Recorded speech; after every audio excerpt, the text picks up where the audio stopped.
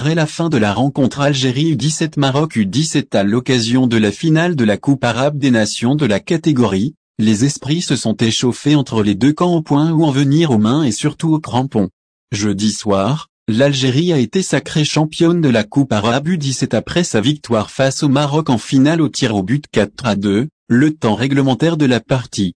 s'est soldé par un nul, 1-1. Les Lions de l'Atlas avaient ouvert la marque par l'intermédiaire de Mohamed Archidi, 51e minute, les Fennecs ont égalisé dans les derniers instants du match grâce à un très beau but signé Tayyeb Choima, 89e minute. Au coup de sifflet final, une bagarre générale a éclaté entre les jeunes joueurs sur la pelouse du stade de la ville de Si les tensions se sont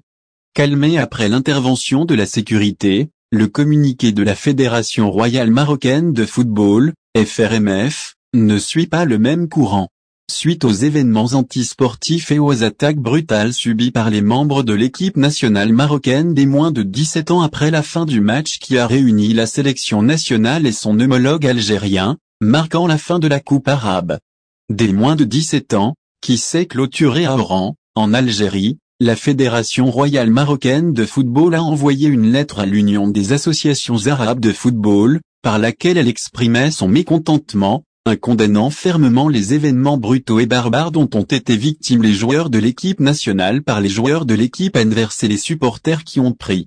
d'assaut le stade de la Fédération royale marocaine de football s'étonne de l'absence totale de sécurité en présence d'une foule nombreuse et de conditions tendues avant et pendant le match. 3 demande à l'Union des associations arabes de football qu'elle prenne des mesures strictes conformément aux lois et règlements. En conclusion, la Fédération royale marocaine de football exprime son profond regret pour l'absence des bases de l'esprit sportif lors de ce match. Elle affirme qu'elle exploitera toutes les possibilités légales afin de préserver les droits des lionceaux de l'Atlas et préserver les droits des principes de sportivité qui étaient carrément absentes suite à ce dernier match qui a réuni des enfants de moins de 17 ans, a écrit la FRMF sur son site officiel.